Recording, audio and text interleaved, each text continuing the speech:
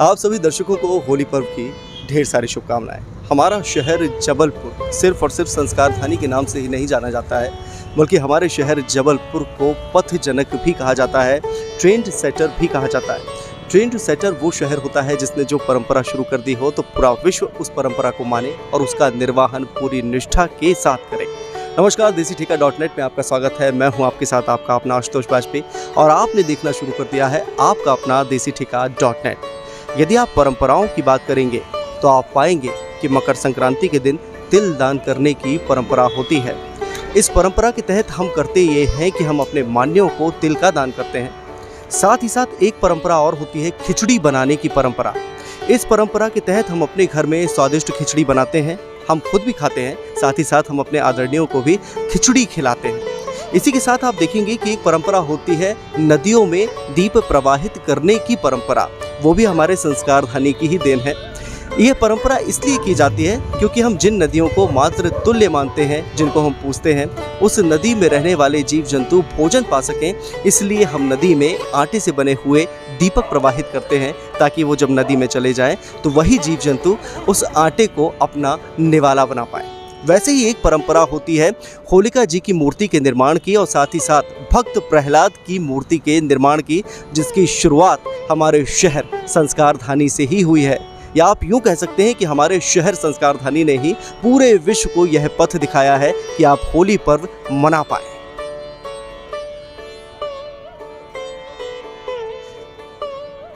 मैं आपको बताना चाहता हूं कि होली की जो परंपरा है उसमें प्राचीन परंपरा ये थी कि कंडे और लकड़ियां रखकर और अरंडी का पौधा उसमें लगाया जाता था और अरंडी का पौधा इस बात का संकेत होता था कि वह पर्यावरण को साफ करेगा और साथ ही जो अपकारी शक्तियां होती हैं उनका शमन करेगा। इसलिए बरसों से ये परंपरा चली आई थी कि अरंडी का जो पौधा है वो लगाया जाता था। परंतु सन 1952 से जबलपुर में अंधेरदेव में जो है प्रारंभ हुआ था होलिका की प्रतिमा और प्रहलाद की प्रतिमा का बनाना, और इसको मूर्ति शिल्प के रूप में जिसने पंडित किया उसका नाम था कुंदन प्रजापति, और अब उनके पुत्र जो है शक्ति प्रजापति इस कार्य को संभाल रहे हैं। तो जबलपुर से ये जो होलिका की और जो प्रहलाद की प्रतिमा बनना शुरू हुई और उसके बाद बड़े ही सांकेतिक रूप से जो है जब इसका दहन किया जाता है तो प्रहलाद को जो है वो उछाल के अपने पास ले लिया जाता है और होलिका दहन किया जाता है। कि जबलपुर संभाग में जो होलिका प्रतिमा स्थापना की परंपरा है वह आज से वर्षों पूर्व जबलपुर से ही प्रारंभ हुई थी। तब मुकादमगंज में छोटी छोटी होलिका प्रतिमाएं बना करती थी। उसी दौरान कुछ वर्षों बाद मेरे पिताश्री आदरणीय श्री मूर्तिकार कुंदन जी ने बड़ी होलिका प्रतिमाओं का निर्माण प्रारंभ किया, और ये बात है 1960 के दशक की। फिर 1960 के दशक से जो ये सिलसिला शुरू हुआ तो 1970 और 1980 में ये अपने पूरे शबाब पर था। जबलपुर नगर में कमानिया गेट, बड़ा फुहारा, छोटा फुहारा, घोड़ा नक्कास, और नगर में आपका गोरखपुर और भी ऐसे बहुत से क्षेत्र हैं जहां बड़ी बड़ी होलिका प्रतिमाओं को रखने की एक परंपरा थी। जिस तरह लोग दुर्गा प्रतिमाओं को देखने निकलते हैं, उसी तरह लोग अपने परिवार के साथ होलिका प्रतिमाओं को देखने अपने घर से निकला करते थे, और ये एक बहुत ही स्वस्थ और अनोखी परंपरा रही। पूरी झांकियों के साथ होलिका प्रतिमाओं का जो एक स्वरूप जबलपुर में देखने मिलता था वह कहीं और देखने नहीं मिलता था। हमारे सनातन धर्म में जिन भी परंपराओं का या जिन भी त्योहारों का निर्वहन किया जाता है उनका उद्देश्य ये होता है कि वो हमें किसी न किसी रूप में सीख दे सके। इस बार आपने देखा है कि लॉकडाउन की वजह से आप अपने घरों में रहकर होली मना रहे हैं और प्रशासन की गाइडलाइन है कि आपको अपने घरों में रहना है और घरों में रहकर ही आपको होली मनानी है। हो सकता है कि इस बार होली में आप अपने मित्र को गुलाल ना लगा पाएँ, ये भी संभव है कि आप अपने प्रेयसी की गाल पर गुलाल ना लगा पाएँ, लेकिन फिर भी आपको एक बात का ध्यान रखना है कि आपको अपना व्यक्तित्व गुलाल की भांति बनाना है, क्योंकि जो गुलाल होता है वो किसी के चेहरे पर लगने के बाद छूट जाता है, ना कि आपको अपना व्यक्तित्व सफ़ेदे की भांति बनाना है, क्योंकि जो सफ़ेदा होता है वो किसी के गाल में लगने के बाद उसकी खूबसूरती को ख़राब कर देता है। तो इस बात का विशेष ध्यान रखिए कि जब भी लॉकडाउन खुलेगा तो आप बड़ी ही खुशी के साथ होली का पर्व मनाएंगे। आप सभी को ये अच्छे से जानकारी है कि ये जो महान उत्सव है, इस उत्सव के पीछे हमारे बहुत सारी पौराणिक कहानियाँ हैं। और एक तो जब मदन का आगमन होता है, यानी अभी जो हम जिसको बोलते हैं बसंत का आगमन होता है, वो निश्चित रूप से महादेव और पार्वती के लिए आगमन होता है। और इस आगमन के दौरान रंगोत्सव मनाने की जो परंपरा है वो सतयुग से ही आरंभ हो गई थी।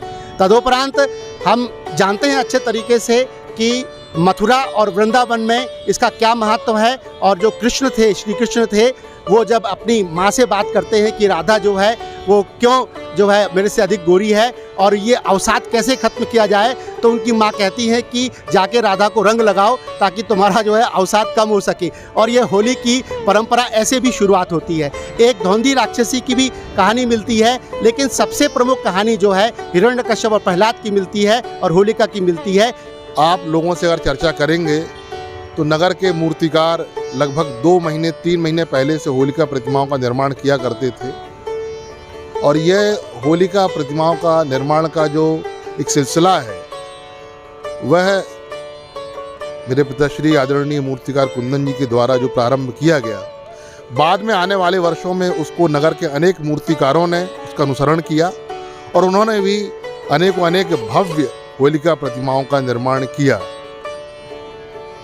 जहाँ तक मेरा विषय है,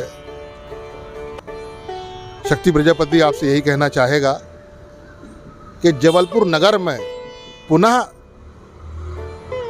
शासन, नगर की सांस्कृतिक संस्थाएं फिर से सक्रिय हों और होलिका उत्सव को प्रदेश और देश में वह जान पहचान मिले जिसका कि ये हकदार है।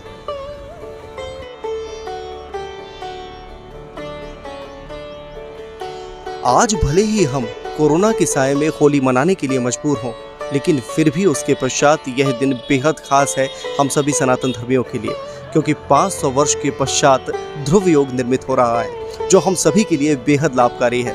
और इस योग के विषय में ये भी कहा जाता है कि आपके जीवन में जितनी भी मुश्किलें चल रही हैं, इस योग के आने के बाद वह सारी मुश्किलें समाप्त हो जाती हैं और निश्चित तौर पर आने वाले वक्त में पूरे विश्व से यह कोरोना महामारी भी दूर हो जाएगी।